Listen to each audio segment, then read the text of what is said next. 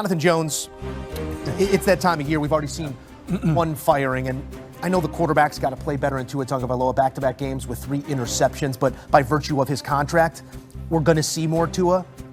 How much more of Mike McDaniel are we going to see if it keeps going this way? Well, I mean, it is possible.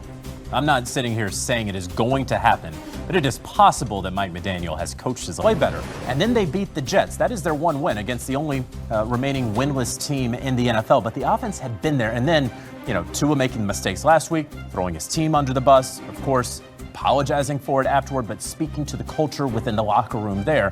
And now this game against a Cleveland Browns team that is starting a rookie third-round quarterback, and you only can muster 6 points here. It's been bad. There's very little hope that it's going to get better for the Miami Dolphins.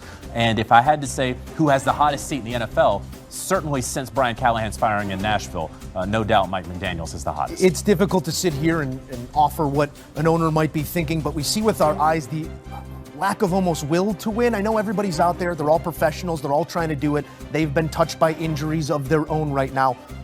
What is the road back to maybe not even relevancy for Miami, but a team that's no longer questioning whether or not this is the right head coach? Well, I think finding out what the roster will be in the detail of the roster moving forward. Because right now they have no fighting chance to get into the playoffs. Now it's about moving forward. Who is deserving of being on this roster? Secondly, they have no leadership.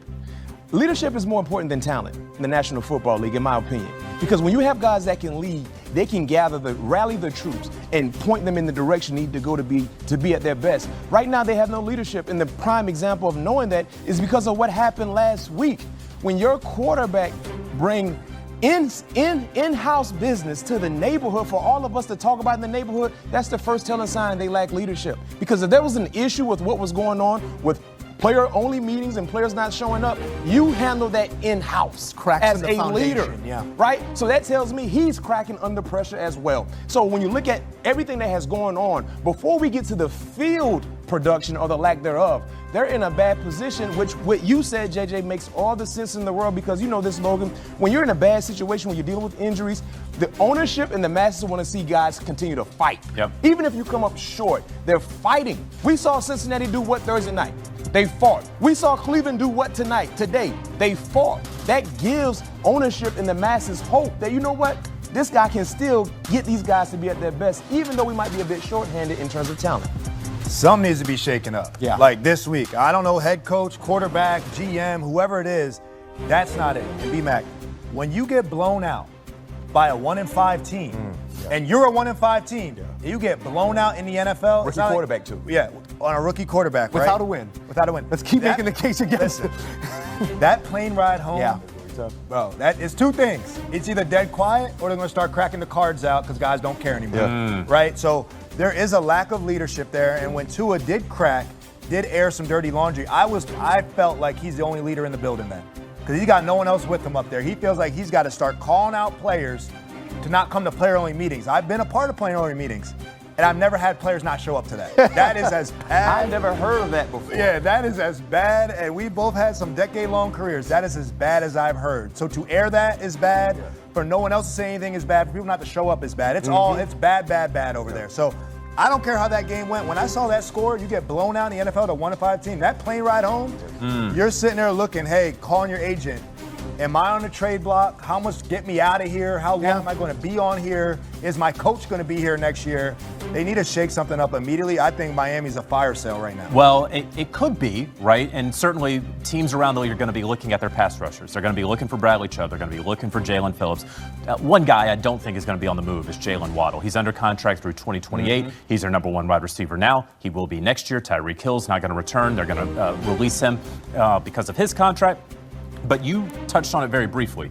GM, Chris Greer has been with that organization for about a quarter century, and they don't have the wins. They don't have the playoff success to show for it. A big reason why they're in this position now, we can talk about leadership, we can talk about the coach and all of these things. There is also a lack of talent on this team. Take, for just one quick example, the backup to Tua Tagovailoa, one of the more injury-prone quarterbacks in the NFL. Going into this season, they decided to sign Zach Wilson. Now, they benched Zach Wilson, made him the emergency third-string quarterback this week for Quinn Ewers.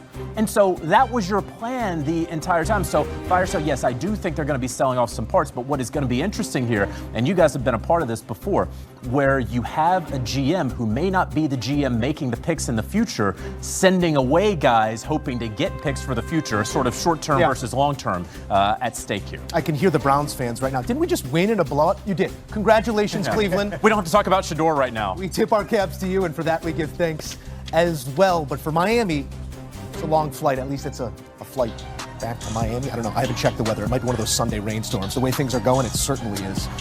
A storm brewing here under Coach McDaniel, who slides to 9-15 over these last couple of seasons. After that hot start, when he understands the league, he understands play calling, he understands what it means to be a New England Patriot.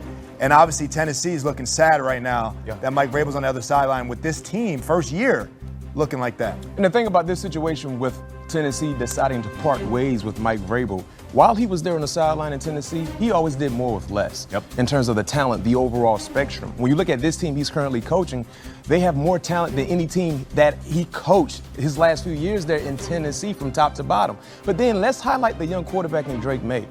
Over the last 4 weeks in the National Football League, I don't think there's another quarterback that's seen the football field better than Drake May. We talked about the 91% completion percentage today, but earlier, 3 weeks ago, he did 82, 73, 69, and then 91. The last 4 weeks, he has been balling in terms of his accuracy, not to mention in that 4-game stretch, 7 passing touchdowns. So when you look at where this team is currently sitting and the aspirations they have, it starts with 2 individuals, the head coach and Mike Vrabel, and the quarterback in Drake May, because he's playing with an abundance of confidence and he is spreading the football around the football field to his players that are actually exceeding the expectations when you look at the pass catchers. We talk about taking that step forward, JJ, in a sophomore season, but he's quite literally addressing all that we put in front of him a year ago. The shortcomings in terms of accuracy, downfield accuracy is on pace to make the largest jump we've ever seen in NFL history. But to B-Mac's point, the personnel for Vrabel might be the best he's had in a couple years. Personnel for the quarterback here still is wanting in something. How impressed are you in the numbers he's getting to with the group around him? Yeah, no, it is. It's very impressive because, look, they could still add a running back. Antonio Gibson went down. We're still waiting to see more from Travion Henderson. And, of course, you can't really trust on a week-to-week basis Ramondre Stevenson because of his fumbling issues. We do believe there are going to be some wide receivers on the move over these next couple of weeks. Perhaps the New England Patriots can get their hands on one of them. Also, edge rusher could be a spot. I know we're talking offensively for the Patriots, but if they could get one of those guys that can really set the edge, who could really rush the passer, that would even take this team to another level there in New England. But credit Drake May, who, as an MVP voter, I was waiting last week before I could introduce him into my top 5 voting, right? Okay, let's just see the young man keep doing it. He just did it again. I would have no problem if the vote had to be right now. He'd be in your top 5. He would be in my top 5. Stacking bricks, one on top of another, Mac, before we move on to more games here. Safe space, right? Yes, it safe is. Space? This is a safe At space. what point can we start being critical about the play of Cam Ward? I know what is stacked against him and the hurdles he has to clear to just move the football down the field. But some of the giveaways we're seeing, the completion percentage, some ugly sacks taken, where can you be critical of the first year I think quarterback? now is the time, because when you're a rookie in the National Football League playing the quarterback position, of course, being a part of a bad team, you're going to struggle. But the unforced errors have oftentimes surfaced in Cam Ward's game too much. Once again, a fumble, right? You had pressure coming down the teeth of the offensive line, but you cannot explain just dropping the football in the midst of a throwing motion that led to a defensive touchdown for the New England Patriots. And we saw the same thing last week. So these are the things that you got to get out of your system, regardless who the head coach is moving forward. You have to be a quarterback that can protect the football, because when you turn the football over often in the National Football League, you're going to lose a lot of ball games. I cannot disagree more in terms of we got to be patient, man. I mean, obviously the ball slipped out of his hands twice, 2 plays. I get that. Today, completion percentage, 25 or 34. Okay, 225 and a touchdown, and an INT and a lost fumble. Who on the Titans is playing well? Because I'll tell you, their running back, Tony Pollard, who's making a lot of money, he had 18 yards rushing. Jeffrey Simmons is playing well. He was on the sideline today with injury. The receivers have not been playing well. They've been dropping the ball. Oh, by the way, the head coach is fired. And by the way, the offensive line coach, the head coach's dad, is not there anymore. Yeah. So if you're the quarterback, the #1 draft pick, we fire the head coach 7 games into the season, and you don't have your offensive line coach, who's one of the best in the league. So you think about your safety. I mean, what is the future of Cam Ward when you don't even have an offensive line coach capable on the staff? And a credit to the young man and the young talent that is Cam Ward, who is going to be the first to raise his hand and say, I got to be better. But the team as a whole has to be better around him. He does lead the league in sacks taken and has the lowest completion percentage currently in the NFL. We got more to come here on HQ Postgame as we look at some numbers out of this one. The Pats, 5-2, have already surpassed the win total from the past 2 seasons. And for Vrabel, the